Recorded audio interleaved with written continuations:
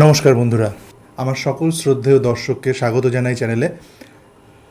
আপনারা প্রত্যেকেই জেনে গেছেন যে বর্তমানে টেট মামলাটার যা পরিস্থিতি, মানে কোন দিকে এগোচ্ছে, আদালতের পর্যবেক্ষণ নিয়ে এর আগে ভিডিওটা করেছিলাম। সেখানে প্রত্যেকেই দেখেছেন যে মাননীয় বিচারপতি তার বডি ল্যাঙ্গুয়েজ এবং আগামী দিনে সেই রিভিউ পিটিশনের রায় কী হতে চলেছে সেটা মোটামুটি আন্দাজ করা যাচ্ছে।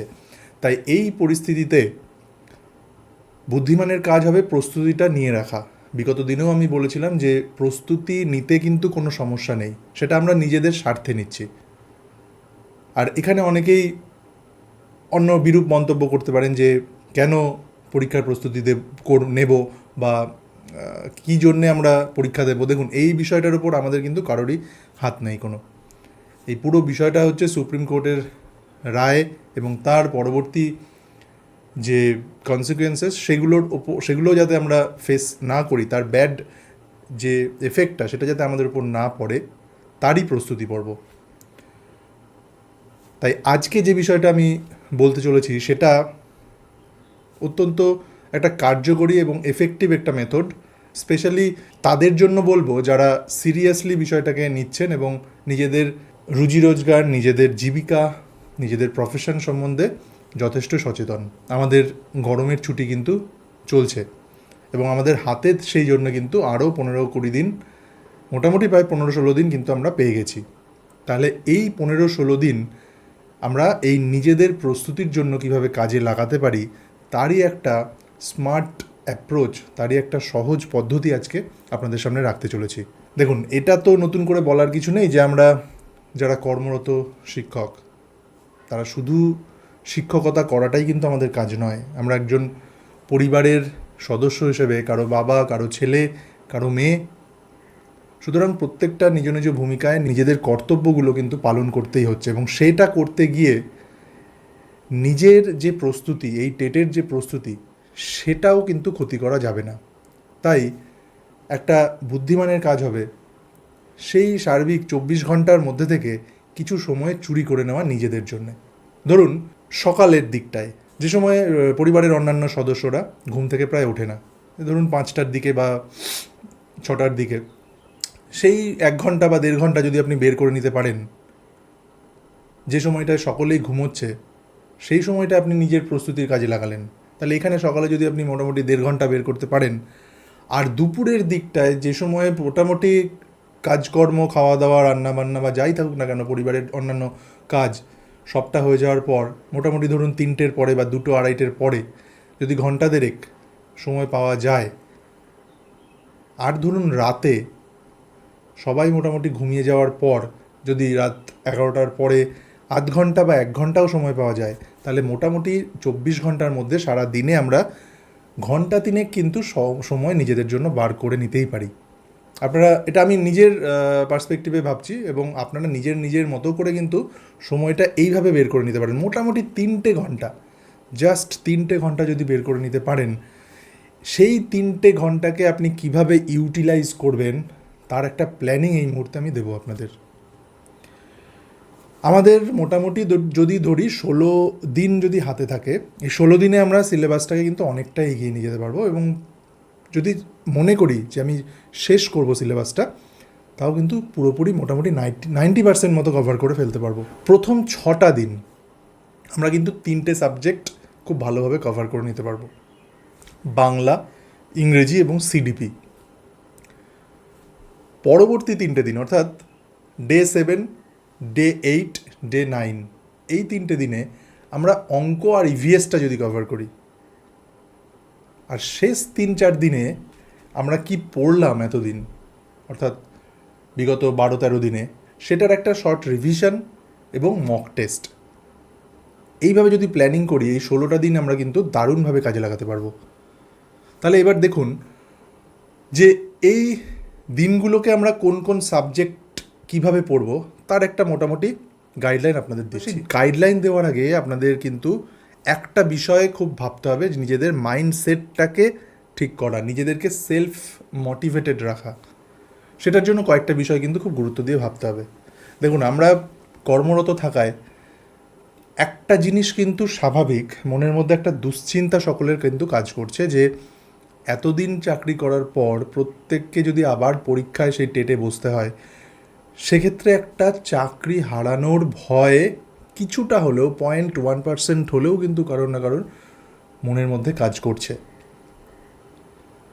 তাহলে আমরা যদি সেই ভয়টাকেই নিজেদের জেদে পরিণত করে নিতে পারি, সেটাই কিন্তু একটা জ্বালানি হিসেবে কাজ করবে। যে প্রতিদিন আমার মনে হবে যে না, আমাকে পড়তে বসতেই হবে, এই 3 ঘন্টা আমাকে বের করে পড়তে বসতেই হবে। আমি হয়তো বলছি কথাটা খুব সহজে, মানে মন থেকে সেই দুশ্চিন্তাটা কাটিয়ে তোলাটা যথেষ্ট কঠিন, কিন্তু সেই দুশ্চিন্তাটা থাকুক, সেই ভয়টা থাকুক, সেই ভয়টাই কিন্তু আমাদেরকে তাড়িয়ে নিয়ে যাবে, আমাদের রেগুলারিটিটা বজায় রাখতে সাহায্য করবে সেই ভয়টাই। প্রতিদিন সেই রেগুলারিটি, সেই কনসিস্টেন্সি যেন থাকে আমাদের, যে আমরা প্রত্যেক দিন 3 ঘন্টা করে বসতে পারি। এটা একটা গেল। দ্বিতীয়ত, ঘুমটা কিন্তু খুব দরকারি। এই বিভিন্ন দুশ্চিন্তা, বিভিন্ন একটা অনিশ্চয়তা, কি হবে আগামী দিনে, এই সমস্ত চিন্তাভাবনা করতে গিয়ে কিন্তু অনেকেরই ঘুমের 12টা বেজে যায়। তাহলে ঘুমের সাথে কিন্তু কোনো রকম কম্প্রোমাইজ করা যাবে না। অন্তত 6 থেকে 7 ঘন্টা অন্তত প্রত্যেকের ঘুমটা কিন্তু খুব দরকার। আর যদি আমরা সবসময় না ঘুমিয়ে থাকি, সারাদিন কিন্তু ক্লান্ত বোধ করব, এবং যার ফলে আমরা কিন্তু কনসেন্ট্রেটও করতে পারবো না আমাদের যে পড়াশোনায়। সুতরাং ঘুমটা খুব জরুরি এক্ষেত্রে। 3 নম্বর বিষয়ে, আমরা কিন্তু নিজেদের পড়াশুনো কেমন হচ্ছে না হচ্ছে সেটা তৃতীয় ব্যক্তির কারোর সাথে তুলনা কখনোই করবো না। এটা আমরা বাচ্চাদেরও বলি, নিজেদের ছেলেমেয়েদেরও বলি, যে তুলনা করলে কিন্তু নিজেদের কনফিডেন্স লেভেল আরও বেশি ডাউন হয়ে যাবে। কেউ দেখা গেল বললো আমার আজকে 5টা সাবজেক্ট, 5টা চ্যাপ্টার হয়ে গেছে, প্রচুর মক টেস্ট দিচ্ছি, অথচ দেখা গেল আপনার সেটা হয়নি, বা সেটা হয়তো মিথ্যে কথাই আপনার সামনে বলছে আপনার কনফিডেন্স লেভেলটাকে কমিয়ে দেওয়ার জন্য। তাই সেই ফাঁদে কিন্তু কখনো পা দেবেন না, কখনোই কারোর সাথে তুলনা করবেন না। আপনার নিজের যতটুকু হচ্ছে ততটুকু এনাফ। সেই গাইডলাইন, সেই ব্লুপ্রিন্ট ধরেই, সেই রাস্তা দিয়েই আপনি এগিয়ে চলুন। এটা একটা গেল। আর সব থেকে গুরুত্বপূর্ণ বিষয় যেটা, সবসময় পজিটিভ অ্যাটিটিউড নিয়ে চলুন, যে আমি পারবো, আমাকে পারতেই হবে। বিগত দিনে অনেক কঠিন পরীক্ষা পার করে এসেছি আমরা, এটাও কোনো একটা কঠিন বিষয় না। তাহলে এই কয়েকটা মাইন্ডসেট, এই কয়েকটা পয়েন্ট কিন্তু আমাদের মাথায় রাখতেই হবে সিলেবাসে ঢোকার আগে। সিলেবাসের যে বিষয়গুলো আমরা কোন দিন কিভাবে পড়ব তার একটা ছোট্ট চার্ট। প্রথম 1 থেকে 6 দিন বাংলা, ইংরেজি আর সিডিপি, এই বিষয়টা খুব ভালোভাবে পড়তে হবে আমাদের। এই 6 দিনের মধ্যেও প্রথম 3টে দিন আমরা যদি সিডিপিটা পড়ি, সিডিপির কী কী অংশ পড়ব, পেঁয়াজে পড়ব, ভাইগটস্কি পড়ব, কোলবার্গ পড়ব, এরিকসন পড়ব, তারপর 8টি 2009 সম্বন্ধে ওভারঅল একটা কনসেপ্ট তৈরি করে নেব। ইনক্লুসিভ এডুকেশন কী, চাইল্ড ডেভেলপমেন্ট কী, গ্রোথ কী, এই বিষয়গুলোকে নিয়ে আমরা প্রথম 3 দিন কিন্তু ভালো রকম পড়াশোনাটা করে নেব। এবং এই বিষয় নিয়ে কিন্তু বিস্তারিত ভিডিও আমার প্লেলিস্টে চ্যানেলে রয়েছে, সেগুলো আপনারা একবার চাইলে দেখে নিতেই পারেন। তাহলে এটা প্রথম 3 দিনের কাজ গেল। এবার চলে আসি পরবর্তী ডে 4 আর ডে 5-এ। ডে 4 আর ডে 5-এ আমরা বাংলাটাকে নজর দেব। বাংলায় কী কী পড়ব? বাংলায় সমাস পড়ব, কারক পড়ব, বাচ্য পড়ব, সন্ধি পড়ব, এবং যে পেডাগজি রিলেটেড, অর্থাৎ বাংলায় যে পেডাগজি, যে শিখন পদ্ধতি, সেটা নিয়ে এই 2 দিন কিন্তু চর্চা করব যথেষ্ট ভালোভাবে। এবার চলে আসি পরবর্তী ধাপে, অর্থাৎ ডে 6 আর ডে 7-এ। ডে 6, ডে 7-এ আমরা ইংরেজিটাই 2 দিন অন্তত ইংরেজিটাই একটু কনসেন্ট্রেট করব। কী কী পড়ব ইংরেজিতে? টেন্স পড়ব, ভয়েস পড়ব, ন্যারেশন পড়ব, প্রিপোজিশন, আর্টিকেল, আর ইংলিশ পেডাগজি এবং কমন এরার্স, যে ভুলগুলো হয় সেগুলো। তাহলে এই বিষয়গুলো নিয়ে আলোচনা বিগত দিনেও করেছি, আগামীতেও কিন্তু ক্রমাগত এই আলোচনাগুলো এখন আসবে ভিডিওয়, যাতে আমাদের রেগুলারিটি এই বিষয়গুলোতে থাকে। এবার আসি পরবর্তীতে ডে 8, 9, 10, 8, 9, 10তম দিনে আমরা কি করব? আমরা অঙ্কে কিন্তু মনোযোগ দেবো। এবার খুব গুরুত্বপূর্ণ একটা টেটের বিষয় অঙ্ক। কোন কোন বিষয়? নাম্বার সিস্টেম, সব থেকে ইম্পর্টেন্ট চ্যাপ্টার নাম্বার সিস্টেম। তারপর আমরা দেখব এলসিএম, এইচসিএফ, আমরা দেখব পার্সেন্টেজ, প্রফিট লস, আমরা দেখব time and work ratio, geometry, Dienes theory, আর ম্যাথ পেডাগজি। তাহলে এটা গেল আমাদের ডে 8 থেকে ডে 10 আমাদের পড়ার বিষয়। এবার চলে আসি ডে 11, ডে 12 আর ডে 13 আমরা কী করবো, আমরা ইভিএসটা পড়ে নেবো, অর্থাৎ পরিবেশবিদ্যা, food nutrition, disease, environment, pollution, plants, animal, সায়েন্সের বেসিক কনসেপ্টগুলো আর ইভিএস পেডাগজি। এই বিষয়গুলোতে আমাদের নজরটা দিতে হবে এই দিনগুলোয়। আর সব থেকে শেষে অর্থাৎ 14 এবং 15তম দিনে আমরা কী করব, মক টেস্ট দেব এবং যে বিগত যে 2 সপ্তাহ জুড়ে আমরা যেটা পড়লাম তার একটা ছোট্ট করে রিভিশন দেবো। মক টেস্টটা কিন্তু অবশ্যই 150 নম্বরে দেবো, ফুল মক টেস্ট, 2.5 ঘন্টা সময়ে, ঠিক যেভাবে টেটের এক্সামটা হয় সেভাবে।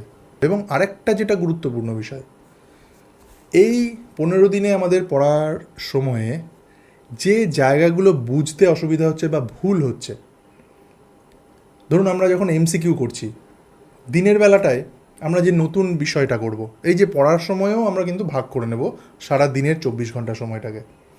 সকালের দিকটায় আমরা নতুন বিষয়টা করব, দুপুরের দিকে এমসিকিউ প্র্যাকটিস করব। এমসিকিউ প্র্যাকটিস অন্তত 20টা করতে হবে আমাদেরকে। আর রাতে যে সময়টা বললাম সেই সময়টায় কিন্তু আমাদেরকে রিভিশন দিতে হবে আমরা সারাদিনে কী পড়লাম এবং নিজেদের ভুলগুলো কোথায় কোথায় হলো সেই জন্যে কিন্তু আমাদেরকে একটা ভুলের খাতা বানাতে হবে। সেই ভুলের খাতায় আমরা প্রতিদিন কিন্তু লিখব নিজেদের কোন পয়েন্টগুলো, পার্টিকুলার কোন টার্মটায় আমাদের সমস্যা হচ্ছে বা ভুল হয়েছে সেটা আমরা লিখে রাখবো। এবং সেই খাতাটা আমরা একদম শেষ দিন কিন্তু দেখব যে আমার এই এই জায়গায় ভুল হয়েছিল এবং সেগুলো রেকটিফাই করে নেব।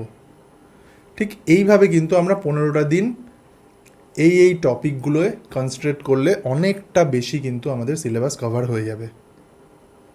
আর কয়েকটা ছোটো ছোটো টিপস দিই আপনাদের।